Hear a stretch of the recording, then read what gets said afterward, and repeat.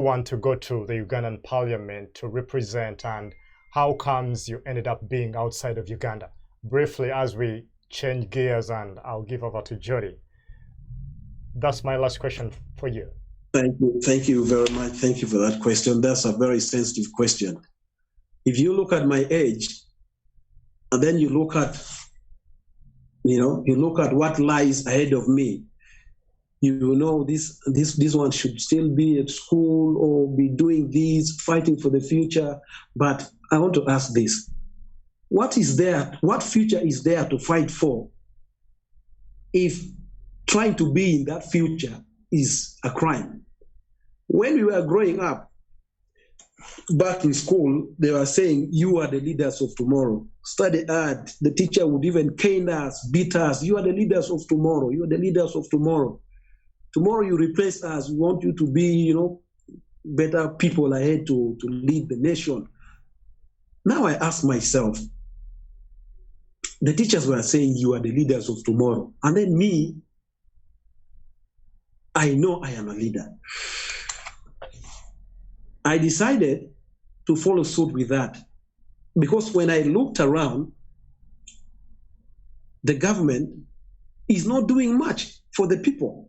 If I compare, countries and what governments do for their countries, for their citizens, then I see in Uganda we are hostage. We are being held hostage. Why do I say that? Take this scenario. In Uganda, if you start speaking for something which you see is wrong, if you start speaking about police brutality, you become a threat. If you start speaking for human rights violations, if you come and say, I'm myself a human rights defender, I'm a human rights activist. I remember there was a land, there's a land in where one of the generals was just, shooting people in plane, like, he sent his armies to go and shoot people, landowners like that. We went to stand for them. We started being hunted. We started being tracked for speaking for what is right. So in Uganda, I realized speaking the truth, asking for good governance for the people, asking for fair treatment, asking for, for the government to observe human rights is a big threat. And so I decided to come and try to do things myself to change, because I got tired of waiting for the change that I wanted. Okay? I believe that every Ugandan down there at one time was expecting a change. Now, it so happened that very many gave up on the change they were expecting. Year in, year out, election comes, it goes, same thing. The poverty level is just hiking by the more years you let it go, you think it's going to be better, it might be better. It gets worse and worse by the day. So I said, no, I'm tired of waiting. My teachers told me, you are the leaders of tomorrow while I was in class. And when is tomorrow? Tomorrow is today, right? What is the tomorrow of yesterday? Today. Today, right? Mm-hmm. Yeah, and today I'm a leader. I've come out. I want to take what is rightfully ours in this generation. If they cannot do it, let me come and do it. If I have that ability to identify that this is wrongly done and this policy, I think that is how it infringes on this section of the people. Now, if I have that capability, if I have that mind, then that means I can also give an alternative way to do the same, which can benefit and the virgin in this setting. I can only do that when I'm a leader and given the voice to speak. But now in Uganda, once you come out trying to give alternative views, which many would choose for lack of maybe a better what they will call opposition, they will see you as a big threat to them simply because they see the leadership in you, the leader in you against the leadership in them. Okay? So Brian, I want you to be more direct here for the purposes of our viewers. What stood in you? You campaigned and you say you won the election you were widely voted for. What stood, what roadblocks, as we are winding up in the next 2 minutes, this segment and we go to the next segment. So why is it that you're not in parliament? What are some of the roadblocks you found in your way? And how did you find yourself instead being outside of the nation you were supposed to represent? Yes. My roadblock did not just start with the results, not with me not being declared. Even before, they identified the leader in me and what I stand for, which is good governance, not for me, but for the whole entire community. I wanted to give good policies which benefits my people, simply because I identified what was not happening, what those other leaders were not doing, and I wanted to come and make things better for them, to prepare them. If I see there was a lot of unemployment, our education system was so poor. You study, you have your degrees, but you end up drinking in the bars. There are no jobs. The leaders are so clung into the jobs. They are offices. They do not want to leave it. And I said, why can't we change this trend? When I came out, I declared my candidature.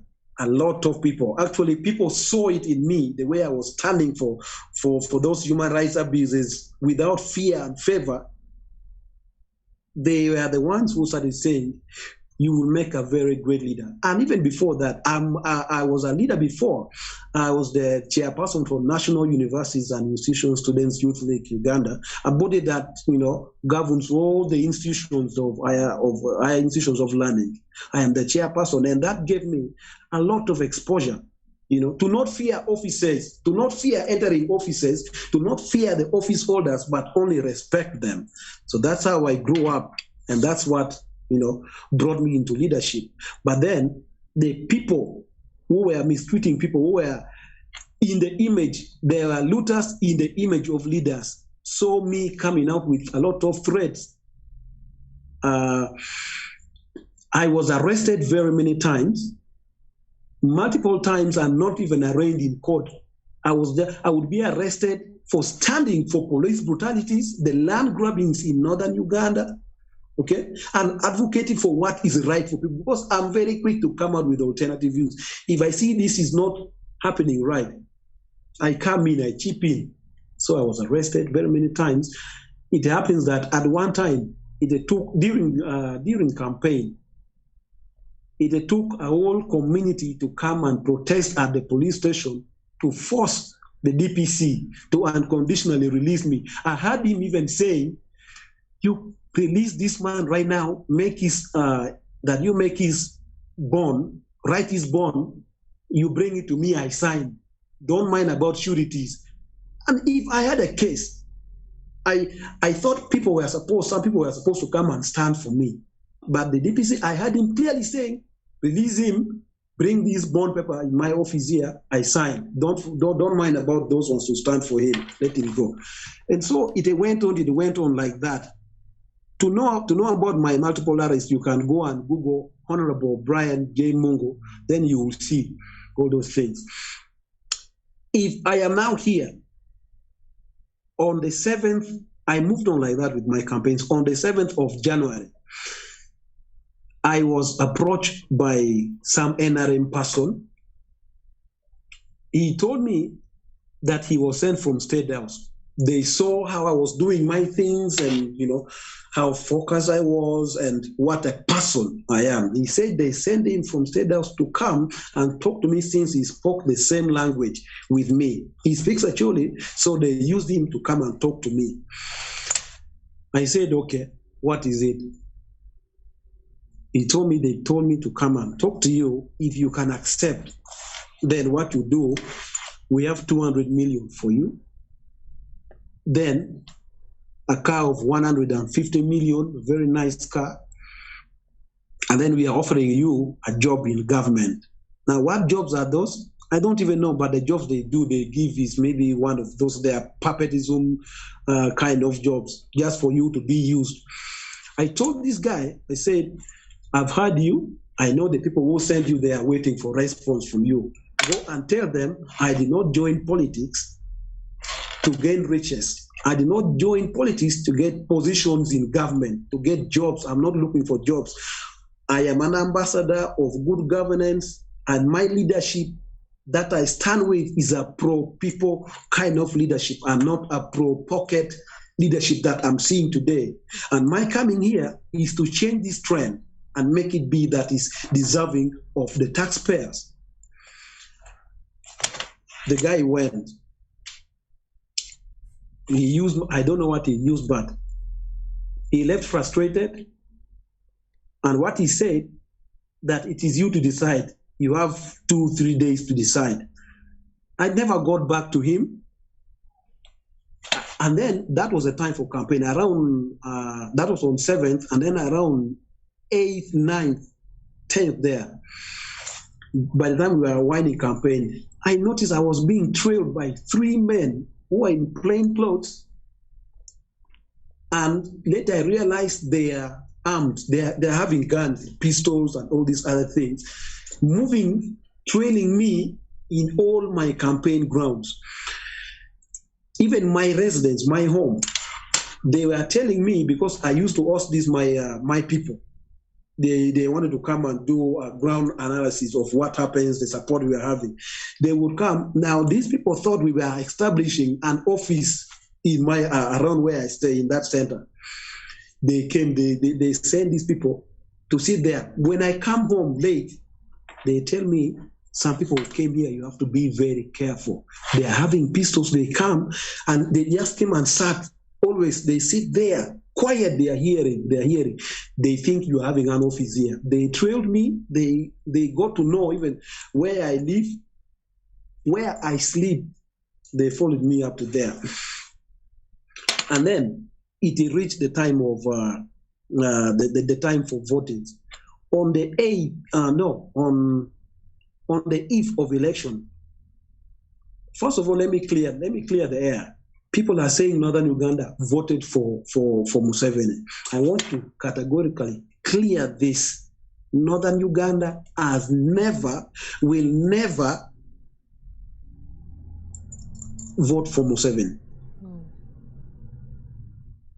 Museveni orchestrated the war that Northern Uganda experienced for the last 20 years plus, just as a way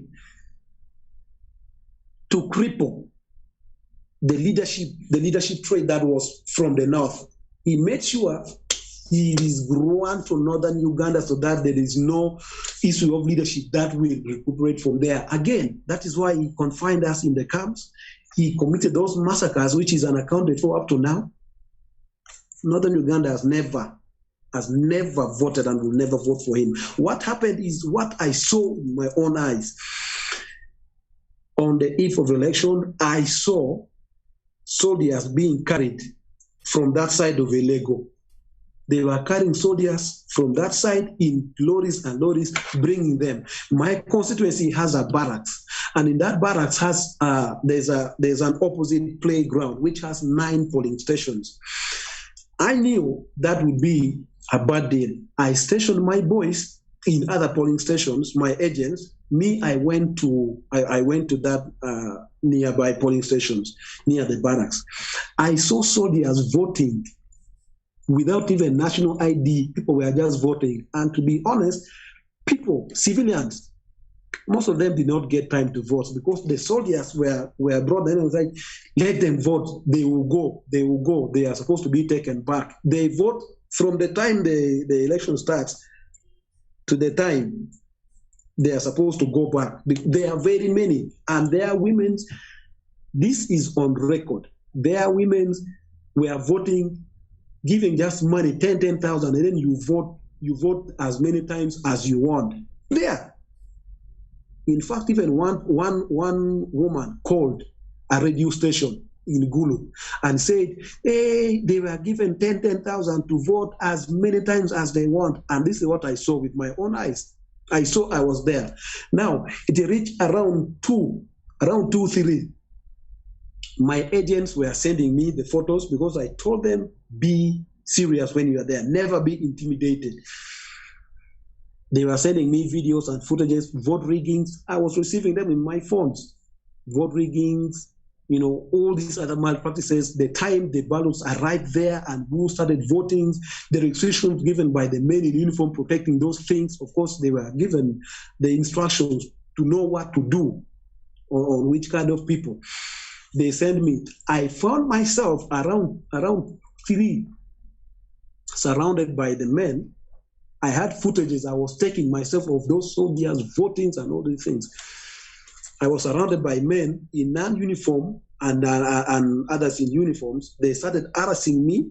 They wanted to arrest me. In fact, they arrested me. They were on the verge of taking me with them. But being at 9 polling stations in my constituency means I'm the area MP of the constituency, and I had people there. People came, started creating circus, like making noise and boiling, also creating that cavalry. They were forced to leave me. They never took me, but went away with my phone. We had earlier on agreed that we, as NUP MPs for the entire northern region, we knew what was happening. We had a prior meeting that let us, for our security, let us not sleep in our homes. I did not go to my home, just like most of our MPs in the region, because we had agreed because of the insecurity. Now, what happened? These people, I think for some reason, they searched my phone.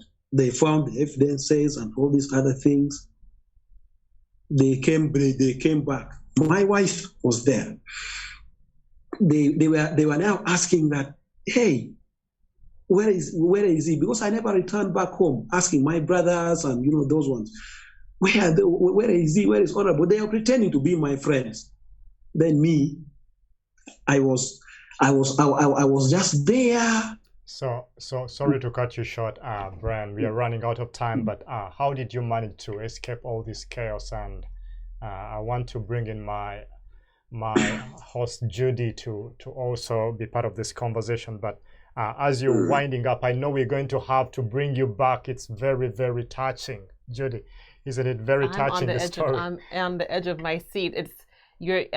And thank you, Brian, for your courage on being on the show, because we intentionally did not want to share your location for your security purposes, but it takes so much courage to be young, first of all, to say to yourself that I'm going to do something about the injustices that I'm seeing around here. And to speak truth to power. And so it's very evident that Uganda is in the sunken place.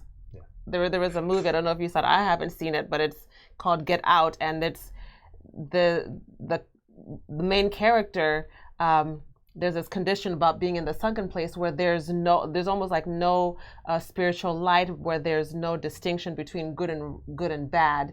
And it occurs to me that Uganda is in a place where right is now wrong, such that people like you are on the run for doing what's right, for pursuing justice and righteousness. So it takes a lot of courage to do what you're doing.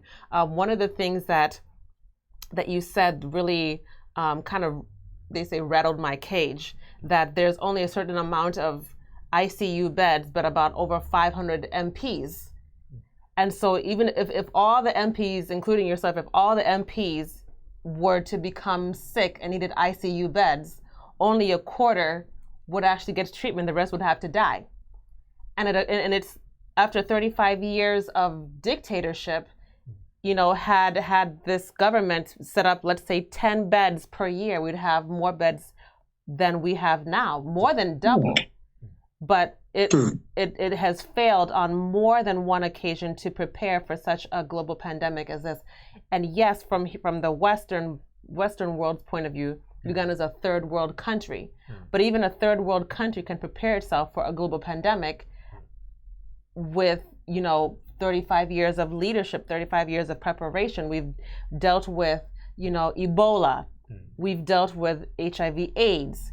We've dealt with malaria, which kills. In fact, malaria kills more people than heart disease and AIDS worldwide. We've dealt with these things, but the failure to prepare for something like this pandemic, it's incredible. It's just incredible to see the failure of this regime And Jody, now currently as we speak, we have 125 ICU beds, but still compared to the IMF loans and the monies that we have been getting as a nation, this is nowhere compared. It doesn't even match the money that has been borrowed. Kenya built how many hospitals during this pandemic? About 1 or 2 hospitals Kenya built with the funding that they received from the IMF and from the US. Yeah. Uganda has received the most amount of money in the East African region. Of all the countries in the East African region, Uganda has received the most amount of money, yet has failed so profoundly. It's just incredible to me. It's just incredible to me. My question for you, Brian, since you took up my time, my question for you, Brian, All right.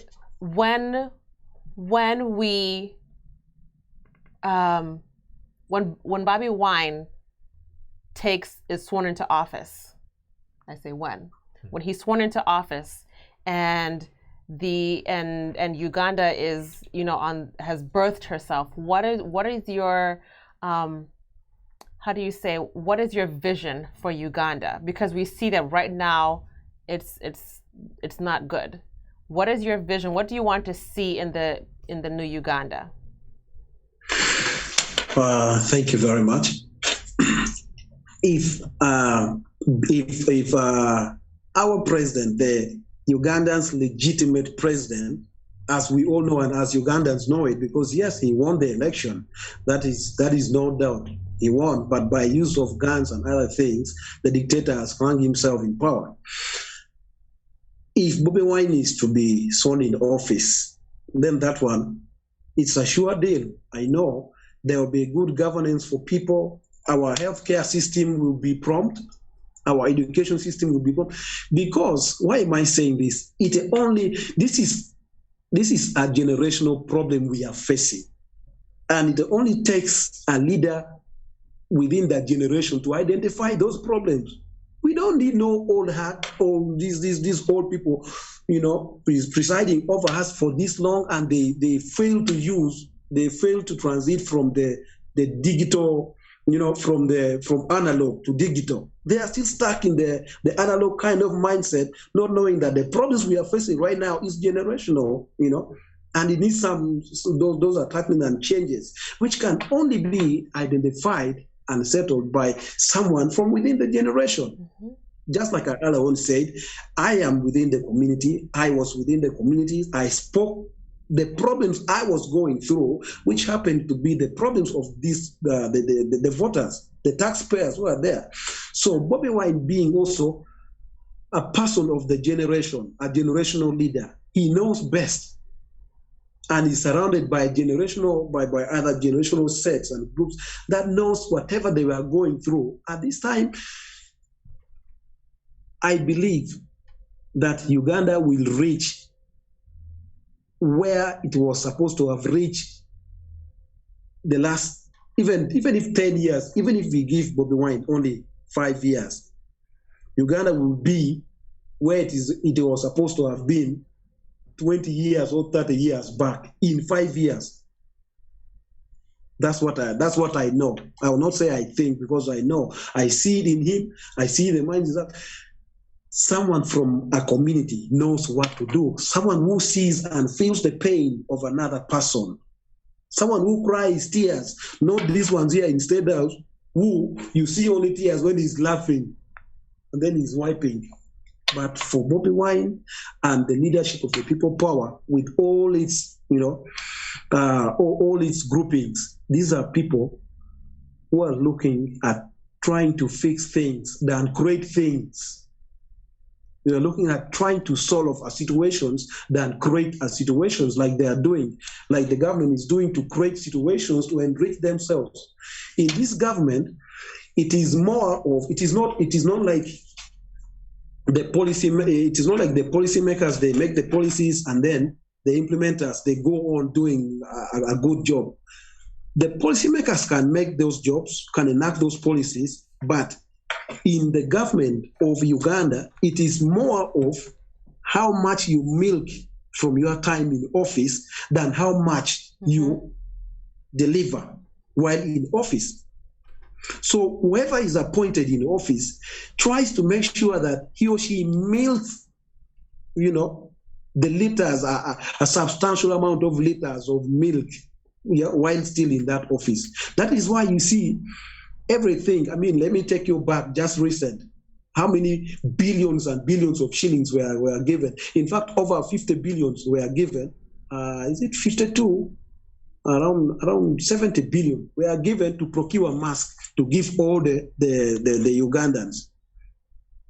Were the masks delivered to everyone? And when the students were sent back, when they were coming back to school, and then the permanent secretary again came asking for another 5 billion shillings to give.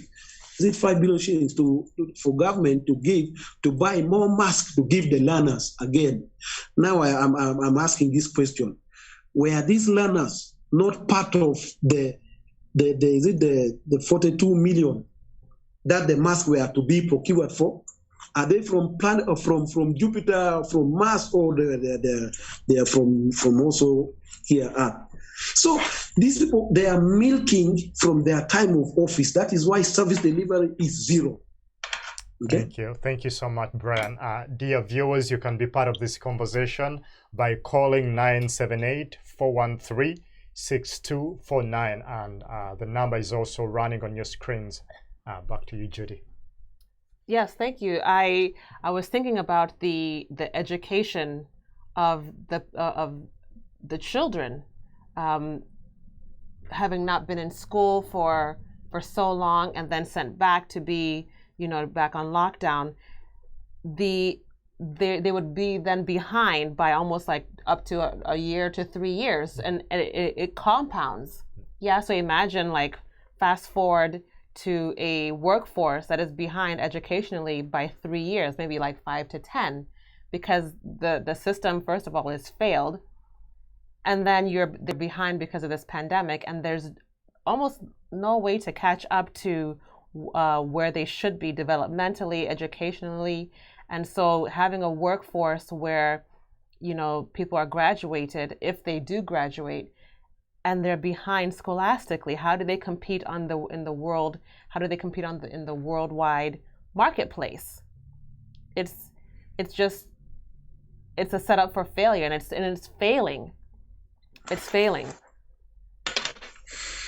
Yes, I think Ugandans, if people see the way I talk, they may see a lot of hate, a lot of resentment, a lot of all these things. I don't have to hide it. It is not because I'm in opposition, but because I am in that generation where we are being tampered with. Okay? I feel this generation is not catered for, is not taken serious. People are looking at more of enriching themselves by stepping on the generations that I am in, because by the time your government looks at more of making the individuals around you more powerful than the education the education department. Look at the hospital, the medical facilities. There are individuals who are more powerful than government institutions. Okay, so by the time you do that, you don't have love. Your leadership is not for the people, but for yourselves. Mm-hmm. Now, these are the same leaders. You saw what happened. I saw news. The Speaker of Parliament going ICU, going for treatment abroad. These executives, these leaders, they go abroad for treatment. If Uganda is not a failed state, why would you, the leaders, on the account of the taxpayers' money, for you go seek treatment outside there, but the real taxpayers, they are grappling with poor health system, they go in the hospitals, they are written and prescribed medicine, then they go and buy from there. That clinic, you see, and he or she has come in a government hospital, and he or she pays taxes. But reaching hospital, they prescribe. There are no medicine in those hospitals. You only find Panadols. You only find painkillers.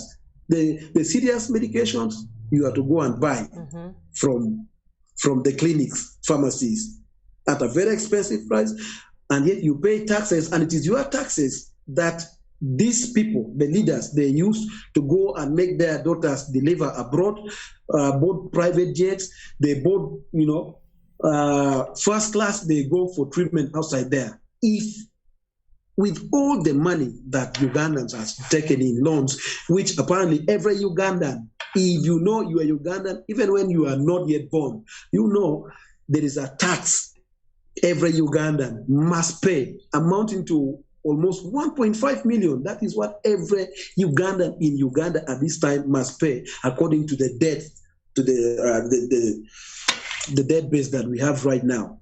And so, I think Ugandans deserve better. Uganda is a failed state. Ugandans are held captive. They are held hostage. I'm telling you right now, in Uganda, you don't come out and you say you have a right. Everything you see on paper, I wonder, every person with sane mind will wonder if Uganda is really run and governed on the rule of law or by someone's decree, someone's selfish decree. Because if a country with legislators of that number, they pass the policies, they enact the laws, and it is stepped on, then we are not a country. We don't deserve to be called a democratic nation because there is no single iota of democracy in Uganda at this time. So I think Ugandans deserve better. I want to interject and move on to our last subject here. It occurs to me that the transformation of Uganda, David, is going to be is contingent to the operation of those of us in the diaspora. And including you, Brian, because now you're in the diaspora.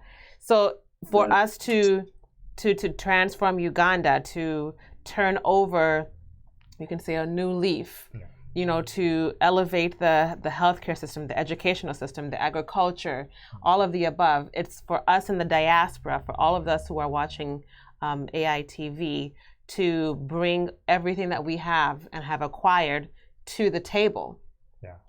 And which leads us to this coming fall, we have in the diaspora our first ever NUP retreat here in Boston. Our producer is going to put that up on the screen. It is the dates for this first retreat is September 24th through the 26th here in Boston. And for those of you who are out in the diaspora, registration for this retreat is $200.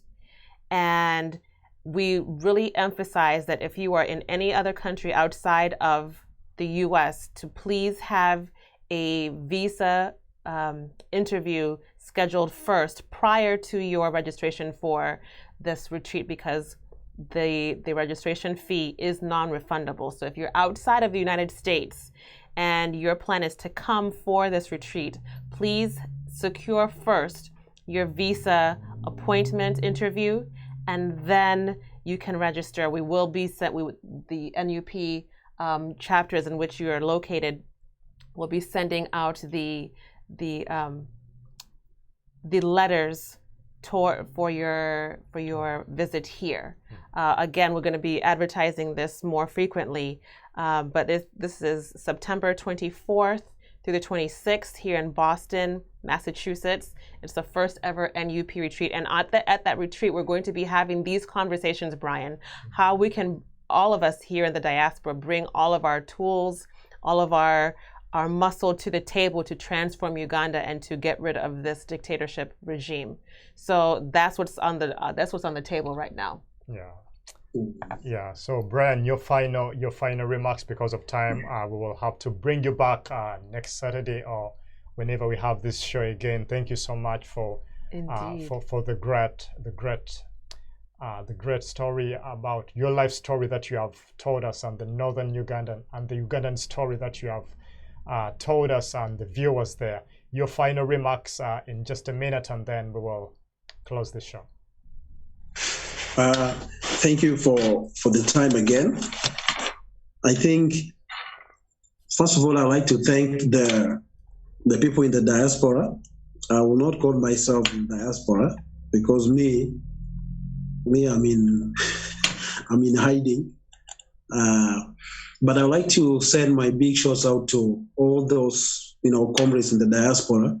I want to say, your support in every way possible, each of you, your support made us go a long way in the struggle.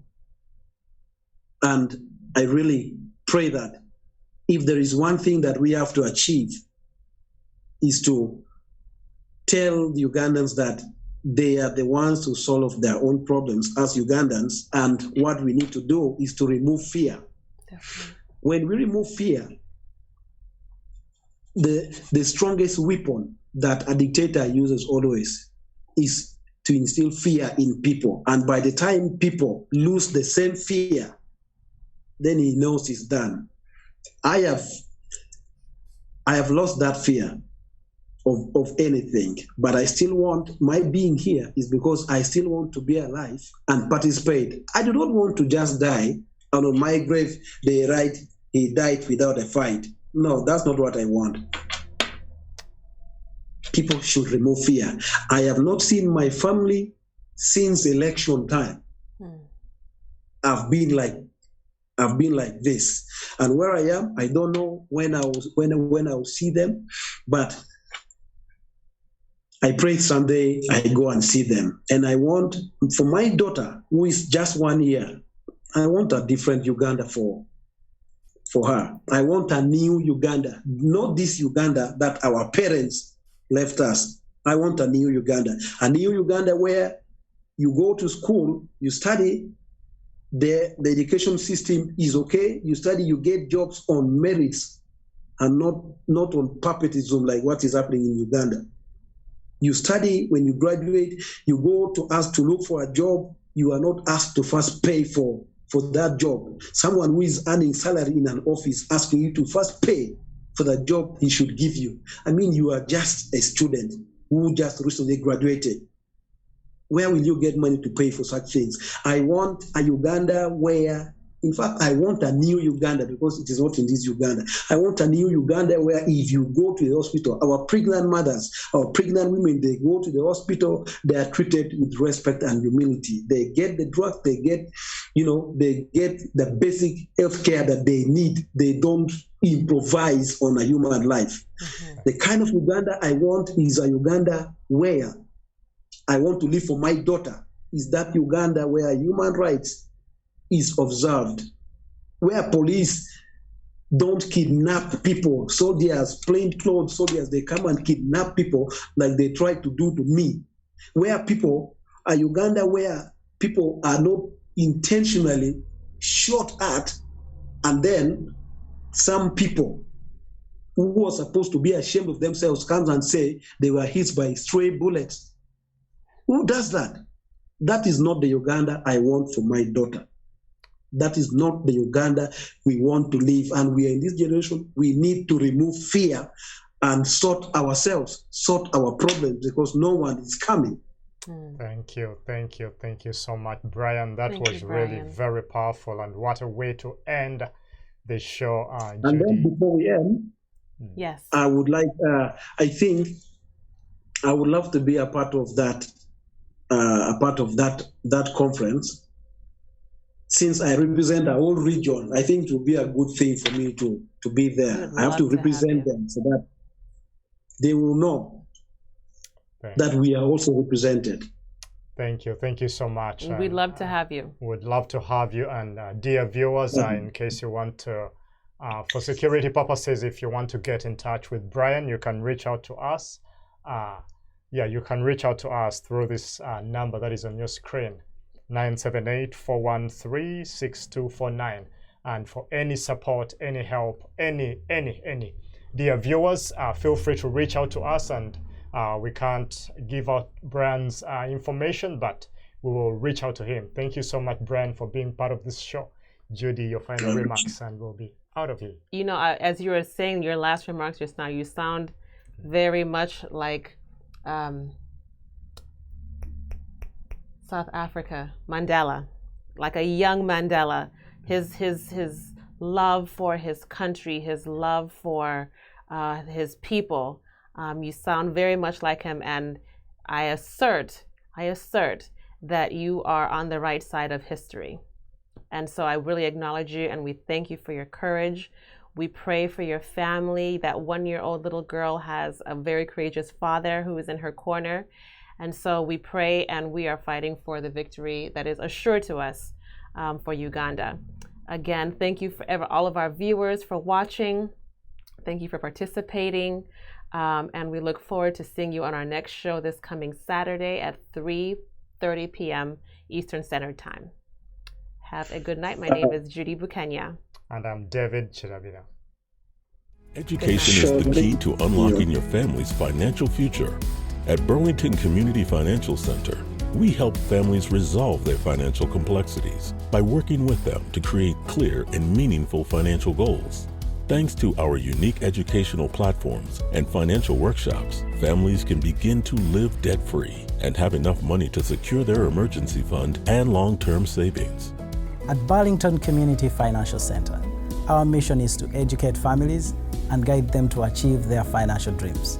Contact us today to learn how to live financially independent.